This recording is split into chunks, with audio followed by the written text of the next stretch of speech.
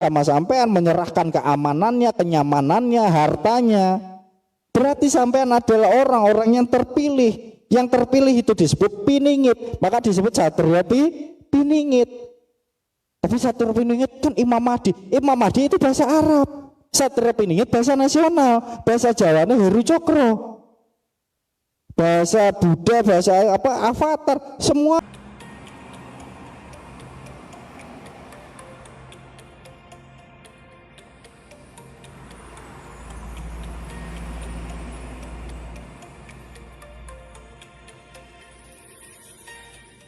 Maka jati diri, pengetahuan, wawasan itu jangan dicari, diingat saja. Maka kalau lagi ngobrol, diingat-ingat aja. Kamu mengalami itu apa enggak? Pikir pakai logika kita.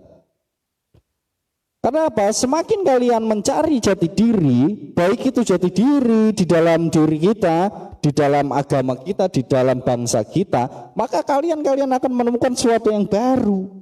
Sesuatu yang baru pasti akan usang, dan sesuatu yang usang pasti akan terbuang. Maka cukup ingat saja, orang leluhur kita, kakek-kakek kita, mbah-mbah kita ini sudah mewarisi kita budaya, estetika, ilmu yang luar biasa. Kita tinggal ingat saja budaya beliau dulu seperti apa, etika tata kerama beliau dulu seperti apa, keilmuan leluhur kita seperti apa. Cukup ingat itu saja. Buat apa kita belajar sesuatu yang baru? Sesuatu yang baru pasti akan usang, yang usang pasti akan terbuang. Gitu loh. Maka nggak perlu sampai ini geger, heboh dengan pemahaman yang baru, itu nggak usah. Ada aliran ini baru datang, terus ada lagi yang khilafah lah, ada lagi yang apalah, nggak usah heran. Ya mau diikuti monggo, nggak ya udah. Kalau saya, ya tidak, buat apa saya mempelajari sesuatu yang baru, mendingan saya mempelajari sesuatu yang lama. Budaya leluhur saya, ilmu dari leluhur saya, keislaman dari leluhur saya. Karena apa? Pesannya kan gitu, kama sholata ala Sayyidina Ibrahim wa ala ali Sayyidina Ibrahim. Bolak-balik aja dari belakang, sekarang ke depan. Enggak ada dari depan ke belakang, nanti ke depan lagi, enggak ada. Bolak-balik dong. Dari depan ke sini, habis ini ke situ lagi. Enggak bisa, kita mempelajari sesuatu yang baru. Sesuatu yang baru pasti akan rusak, yang rusak pasti akan terbuang. Jadi pelajari saja sesuatu yang lama, yang sudah ada. Ngapain mempelajari sesuatu yang baru? Teknologi kan baru, Gus. Teknologi semua kan Google baru, semua baru. Ya Google teknologi yang dibahas apa? Bukan sesuatu yang baru kok, yang dibahas sesuatu yang lama. Ngelihat artikel yang dibahas sejarah, ngelihat ini yang di tata cara masak, tata cara ini, tata cara itu kan semua pemahaman di masa lalu. Kita ini bisa berkembang saat ini cuma modifikasi aja, nambah-nambahin sedikit-sedikit. Pengolahan kata dan bahasanya cuma ditambahin sedikit-sedikit. Kalau urusan pemahaman, urusan ilmu, ini urusan ilmu di masa lalu, pemahaman di masa lalu. Jadi gitu teman-teman, nggak usah heran dengan sesuatu yang baru, dan nggak perlu juga kita heboh dengan sesuatu yang baru. Ingat, semakin kamu mencari, kamu akan selalu menemukan sesuatu yang baru. Sesuatu yang baru pasti akan usang. Yang usang ya rusak ya pasti terbuang, pasti dibuang. Jadi gitu teman-teman, cukuplah kita ingat yang dulu saja. Tapi kalau ditanya, gue sampean mau apa? Kalau saya tanya sama sampean, jangan tanya sama saya. Duit dulu apa cewek dulu?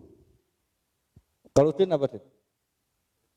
Nah, katanya duit dulu. Kalau duit dulu dijajanin sekarang ya pasti nggak laku. Kalau cewek dulu yang udah tua sekarang, maka nggak usah yang dulu. Sekarang aja.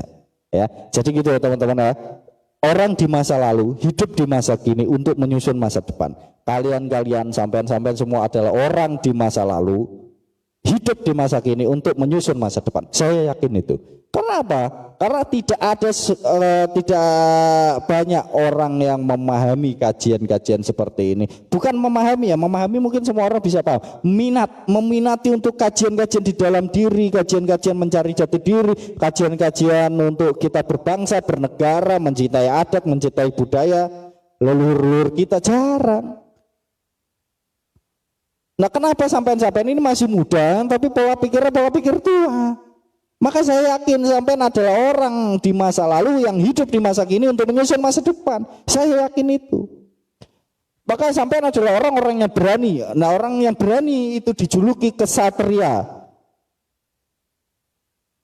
Nah, karena apa? Sampean berani berdakwah, sampean berani membela hak-hak rakyat, sampean berani mempertaruhkan diri sampean untuk keluarga-keluarga. Sampean adalah orang-orang pemberani, sampean adalah kesatria.